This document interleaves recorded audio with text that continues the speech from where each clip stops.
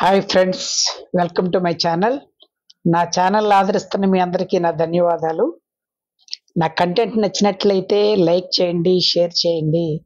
దానివల్ల ఇంకా కొంతమందికి నా మాటలు కొంతమంది కన్నా ఉపయోగపడతాయని నా ఆశ. కొత్తగా ఇదే మొదటిసారిగా నా యూట్యూబ్ ఛానల్ చూస్తున్న వాళ్ళు సబ్స్క్రైబ్ చేయటం మాత్రం మర్చిపోమాకండి. Thank you. ఈరోజు నేను చెప్పే టాపిక్ ఏంటనేది ఆల్రెడీ మీకు థంబ్నెయిల్ చూసి అర్థమైపోయి ఉంటుంది. క్లుప్తంగా ఏంటంటే, టీనేజ్లో వచ్చే చిన్న చిన్న ఆకర్షణల కోసం మీ భవిష్యత్తుని శూన్యం చేసుకోమాకండి అనే ఒక నా కాన్సెప్ట్. మనిషి జీవితంలో టీనేజ్ అనేది మర్చిపోలేని ఒక మధురమైన ఘట్టం. ఎందుకనంటే ఆ టీనేజ్లో మనం చేసే అడ్వెంచర్స్ కానీ, ఫన్నీ థింగ్స్ కానీ, ధైర్యంతో తీసుకునే కొన్ని నిర్ణయాలు కానీ, రకరకాల ఎంజాయ్మెంట్స్, ఫ్రెండ్షిప్స్ అని, రకరకాల రిలేషన్షిప్స్ అని ఆ ఏజ్లో ఎవరైనా సరే కంపల్సరిగా వాటికి అట్రాక్ట్ అవటం అనేది సహజం. అది జీవితంలో మనం ఏదో ఒక రోజున, ఏదో ఒక క్షణంలో ఇదివరకు మేము ఇలాగ అనుభవించే వాళ్ళం కదా అని చెప్పుకొని సంతోషపడే మధురమైన క్షణాలు కాబట్టి అద్భుతమైన ఘట్టం అని అన్నాను.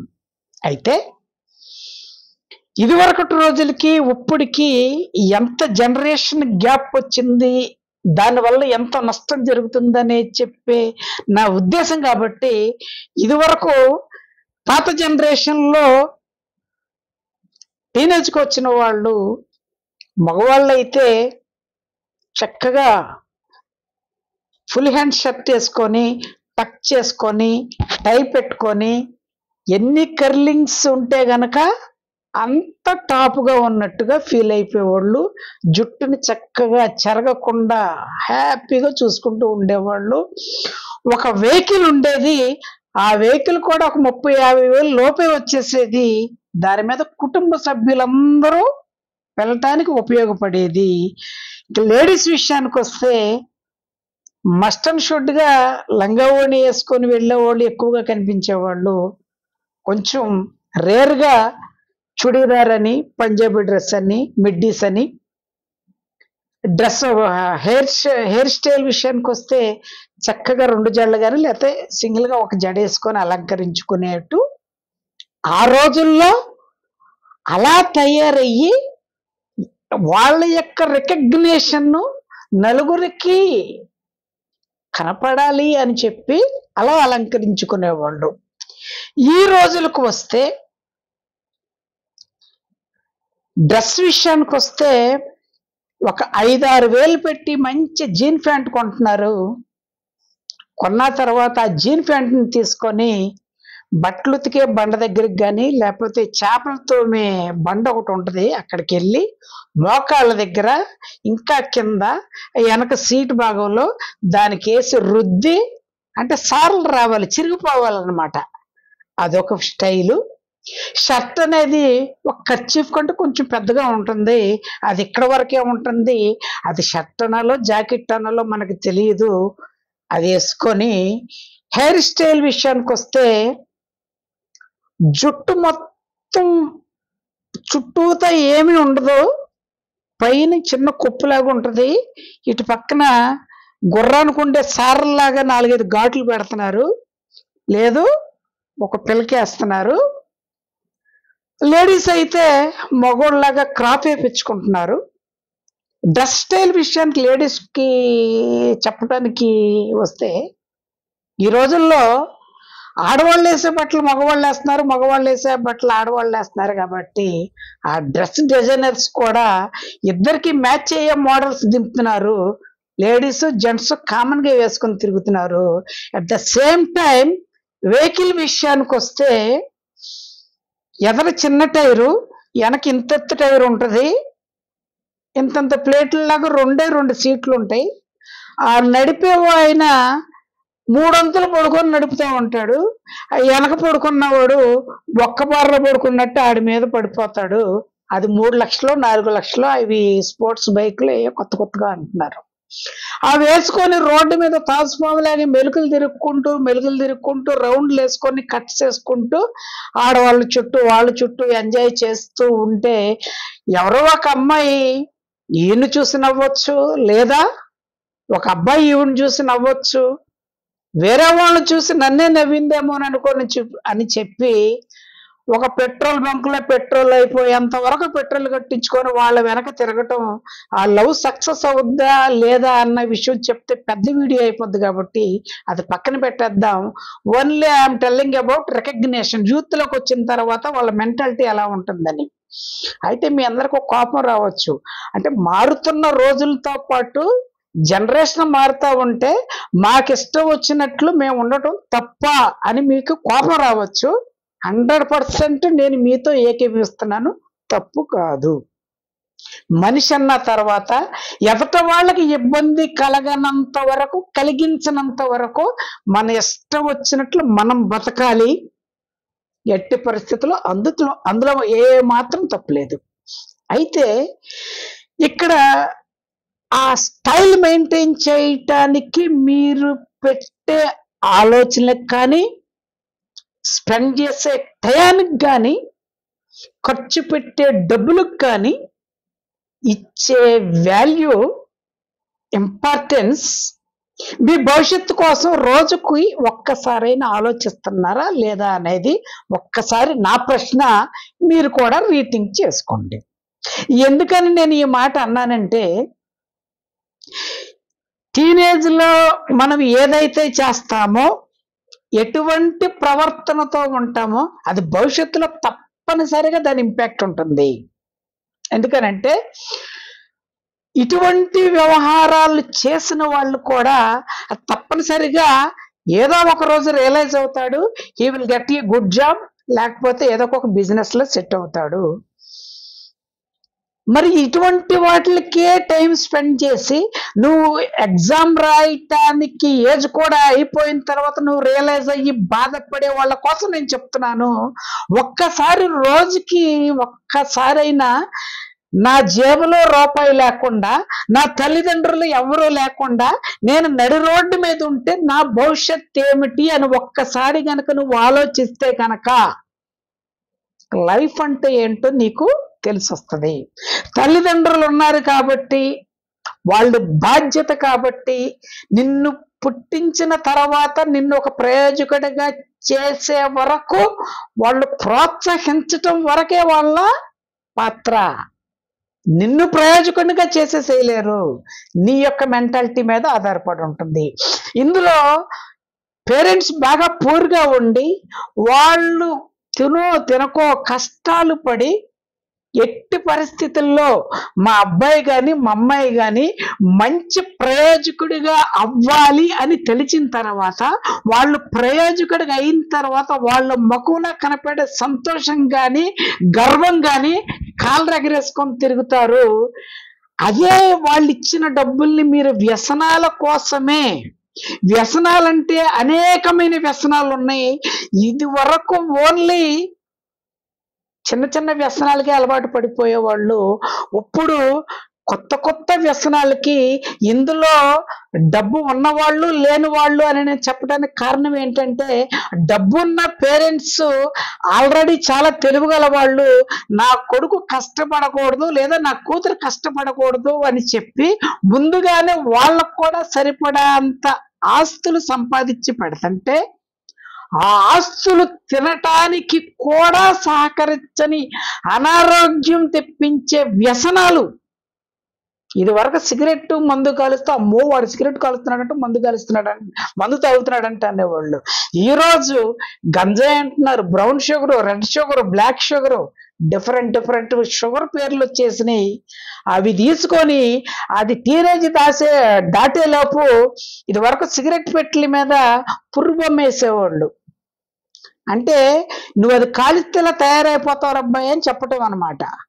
కానీ ఇవి తీసుకుంటే ఆడికి 20 సంవత్సరాలు వచ్చేటప్పటికి నరాలన్నీ చచ్చిపడిపోయి అన్ఫిట్, ఇంకా వాడు దేనికి పనికిరాడు, మంచం మీద పడుకుంటానికి మాత్రమే పనికి వస్తాడు. ఈ వ్యసనాలకు అలవాటు పడిన వాళ్ళ గురించి చెప్తున్నాను. మరి ఇది వరకు అయితే ఇటువంటి చెడు వ్యసనాలకు అలవాటు పడి లైఫ్ అంటే అర్థం చేసుకోకుండా జులాయిగా తిరుగుతున్నాడురా, వీడికి మ్యారేజ్ చేస్తే గనక వీడి సెట్ అవుతాడని చెప్పి పెద్దలు, అంటే మ్యారేజ్ అనేది మనిషి జీవితంలో తప్పనిసరి అయిన కంపల్సరీ ఒక భాగం కాబట్టి, అది మనిషి యొక్క జీవితానికి పరిపూర్ణత ఇచ్చేది మ్యారేజ్ కాబట్టి కంపల్సరీగా మ్యారేజ్ అనేది చేసుకోవాల్సిందే. అప్పుడు ఎలాంటి వ్యసనాల నుంచి బయటపడి వాళ్ళు చేసుకున్న అమ్మాయి మీద కానీ తనకు పుట్టిన పిల్లలను చూసైనా అతని బాధ్యత తెలుసుకుంటాడు అనే ఒక్క ఆలోచన చొప్పున అతనికి పెళ్లి చేసేవారు. బై గాడ్ గ్రేస్ వాళ్ళు కూడా తప్పనిసరిగా వాళ్ళు ఇప్పుడు చేసినంత జులాయి పనులు, ఘోరమైన పనులు చేసేవాళ్ళు కాదు. ఎందుకంటే నేను కూడా ఆ జనరేషన్ నుంచి వచ్చిన వాడిని, ఇంచుమించుగా ఆ తర్వాత జనరేషన్ నుంచి వచ్చినా సరే తెలిసిన వాడిని కాబట్టి చెప్తున్నాను. వాళ్ళ ఫ్యామిలీని సెట్ అయిపోయేవాళ్ళు, జాగ్రత్తగా చూసుకునేవాళ్ళు. ఎందుకనంటే పెద్దలు మనకు ఒక ఆచారం పెట్టారు, మగవాడు అనేవాడు సంపాదించాలి, ఆడవాళ్ళు అనేవాళ్ళు కుటుంబాన్ని బాధ్యతగా నడిపించాలి అని. ఇప్పుడు అవన్నీ మారిపోయినాయి. ఆడ మగ అందరూ సమానమే కాబట్టి అందరూ ఉద్యోగాలకు ప్రయత్నం చేస్తున్నారు, చెయ్యాలి, సంపాదించాలి కూడా. I will 100% encourage for that point. ఎందుకనంటే ఆడవాళ్ళు కూడా ఈరోజు ఉద్యోగం చేసి ఇంకా ఫ్యామిలీని, ఇంకా లైఫ్ని ఇప్పుడు ఎంజాయ్మెంట్ చేయటానికి, అప్పుడు 10 రూపాయలు అయితే ఇప్పుడు 1000 రూపాయలు అవుతున్నాయి. సో ఇద్దరు ఇన్కమ్ పెంచితే కనుక నెక్స్ట్ జనరేషన్కి ఆ 1000 రూపాయలలో 1,00,000 రూపాయలు అవుద్దేమో, 1000 రూపాయలు వాల్యూ అని చెప్పి ఇన్కమ్ అని పోగేసుకుంటాకి చిన్న జాబ్ అయినా చేస్తున్నారు. అది అభినందించదగిన విషయం. అయితే ఇక్కడ ఒక లాజిక్ ఉంది. భార్య ఈ జనరేషన్ లో అతను యుక్త వయసులో మొత్తం వ్యసనాల కోసం ఫ్రెండ్స్ తో తిరిగో, లేకపోతే టైం పాస్ చేసో, లేకపోతే తనకున్న అనాసక్తి వల్ల ఏదో ఒక రకంగా ఉద్యోగం ఏది చేయలేక అలా నిరుపయోగంగా ఉన్నప్పుడు కూడా తల్లిదండ్రులు తప్పనిసరిగా పెళ్లి చేస్తారు. పెళ్లి చేసిన తర్వాత పోషించేది ఆ అమ్మాయి కాబట్టి తప్పనిసరిగా ఆ అమ్మాయికి ఇగో అనేది ఉంటది, డెఫినెట్ గా డామినేట్ చేస్తారు. ఆ డామినేట్ చేసినప్పుడు ఈమె మీద కూడా నేను రివర్స్ అయితే మనకి తింటాక తిండి కూడా ఉండదురా అన్న కూడా కాంప్రమైజ్ అయిపోతాడు. ఆవిడ చెప్పినట్టు వింటాడు, కామ్గా వెళ్ళిపోతాడు. ఏదన్నా బాధ ఉంటే బయట వాళ్ళ దగ్గర చెప్పుకుంటాడో లేకపోతే చెప్పుకోడో, లేదు ఆవిడ్ని చూసన్నా సరే నేను కూడా ఏదో ఒకటి సంపాదించాలిరా బాబు, లేకపోతే నాకు మరీ ఆటుపోట్లు ఎక్కువైపోతున్నాయి అని చెప్పి వాళ్ళు కూడా ఏదో ఒక చిన్న పని చేసి సంపాదించుకొని బయటకు వెళ్ళిపోతారు ఇంట్లో నుంచి. కానీ కొంతమంది ఈగోయిస్ట్ పర్సన్స్ ఉంటారు.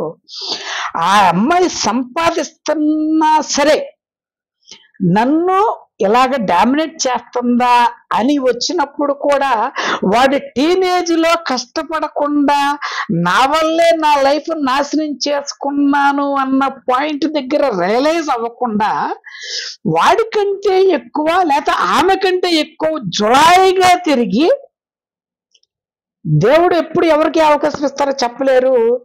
బాగా బుద్ధిగా ఉన్న వాళ్ళు, మంచిగా చదివిన వాళ్ళు, ఏ ఉద్యోగం లేకోకుండా ఏది కలిసి రాకోకుండా ఖాళీగా ఉన్న వాళ్ళు అనేక మంది ఉన్నారు. లైఫ్ ఎంజాయ్ చేసి అల్లరి చల్లరగా తిరిగి చాలా డోంట్ కేర్ అని తిరిగిన వాళ్ళ లైఫ్ టాప్ పొజిషన్ లో ఉన్న వాళ్ళు కూడా ఉన్నారు.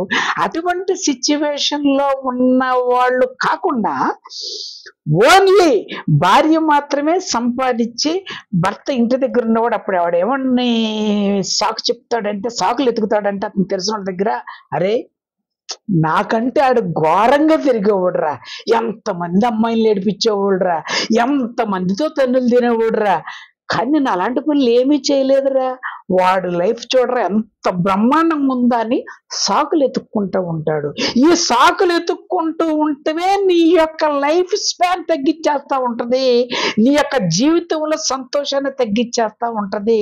రియలైజ్ అవ్వకపోతే ఫైనల్ గా ఇవన్నీ చెప్పటానికి అనేక మంది మీకు చెప్పుండొచ్చు.